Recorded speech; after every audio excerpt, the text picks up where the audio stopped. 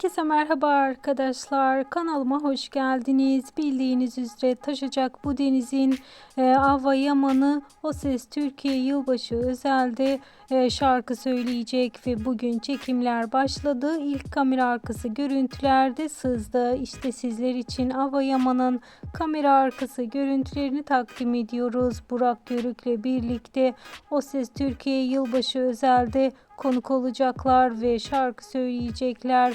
İşte kamera arkasından gelen ilk görüntüler kanalımda az önce paylaşıldı. Eğer sizler de bu tarz haber ve bilgilerden, yepyeni görüntülerden herkesten önce haberdar olmak istiyorsanız kanalımı takipte kalmayı, bildirim zilini açık tutmayı unutmayın.